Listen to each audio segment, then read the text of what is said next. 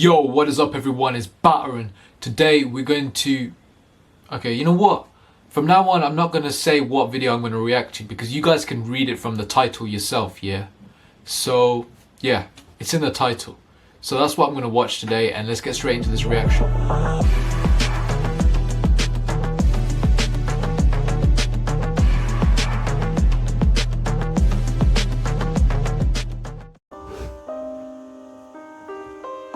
Hi, I'm Evelyn and I'm 13 years old. Hi. This happened when I went to my stepbrother who lives overseas. Okay. I was staying there for a week, and one day I went to a local market with my sister-in-law, her daughter, and my mom to buy groceries.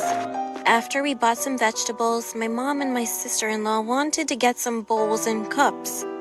But I didn't really care about it because I just wanted to go home already. I was tired of walking. As we were walking to another shop, a guy who looked to be in his 40s or 50s came up to me and gave me a flower. To be honest, he looked kind of innocent at first. I didn't think that my mom or the others noticed what happened because they just entered the shop. Well, now I feel like I should tell you the fact that I look older than I actually am. Because of the way I dress, some people think that I'm 16 or 17. Anyway, I will go back to the story. When he gave me a flower, I was a bit surprised, but just thanked him for it. And before I turned to go, he then asked me if he could give a hug. I got a little scared because I always see lots of stuff on the internet, so I knew that I shouldn't let him hug me. I tried to give him his flower back, and I kept telling him that no, I'm not really comfortable with hugging strangers. But he kept insisting that he wanted to hug me, and I refused again and again. Rape. After he understood that he is not allowed to hug me, he seemed to have given up. So I thought it was over and turned around. Then all of a sudden he grabbed me and tried to kiss the back of my hand. I immediately pulled my hand away, and at that point I was scared but really angry too. I knew that my mom was in the shop, but the road was quiet, so this situation was enough to make me afraid. After I pulled my hand away, he seemed surprised, like I did something wrong to him. Then he asked me if we could get married. I was asking myself if he was joking or something. I refused it, of course, but then he asked if he could have Okay, this is going too far now. This is going too far. children with me. When I looked up at him, he was smiling and looked happy. I couldn't believe what I was hearing. I was literally shaking. At that moment, a miracle happened. I'm not sure if he saw another girl or he just realized there was no point in trying anymore, but anyway, he said, "All right, have a good day," and walked to the other side of the road. I was relieved that he gave up, so I rushed into the store. I got next to my mom, but said nothing. And on our way to the car, I threw the flower away, feeling disgusted. I could come back home, and I felt thankful that I would be here with my family. After that, whenever I go outside, I always beware of everything and never receive any stuff from strangers. Okay, soon as he said, "Can we get married?" that escalated so quickly though, still. Yeah, good thing she didn't give him a hug, and good thing she gave him the rose back. And it's a good lesson that she's learnt as well, not to take anything from strangers. It's very, very unexpected to get someone like that. And it was very creepy how he had just handed her the rose. Again, I'm getting pedophile vibes from this video, just like the previous video. And this fit when he just took her hand and kissed it, that was a bit too far. Definitely. Especially since she refused the hug. That reminded me of a story that one of my friends told me. So basically what happened was,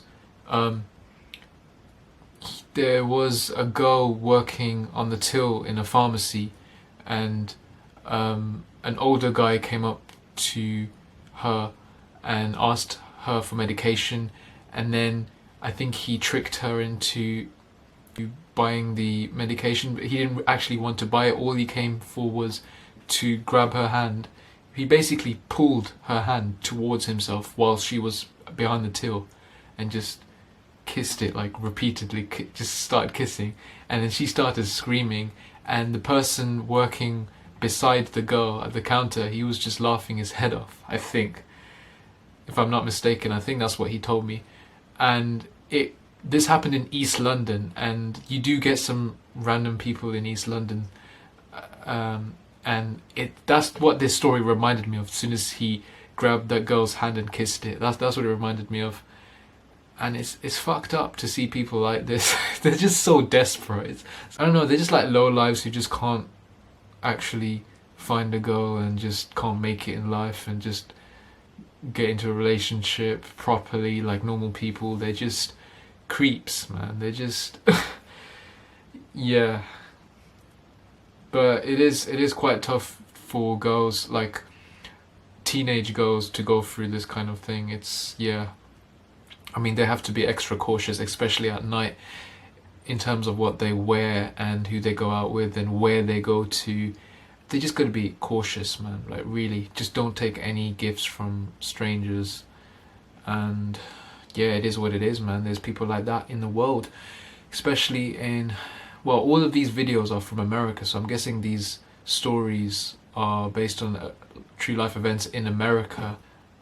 And I'm still waiting, yeah. There's this guy, yeah. I'm not going to tell you his name because he's not even replying to me. Super Junk Show. That's his YouTube channel name. Super Junk Show.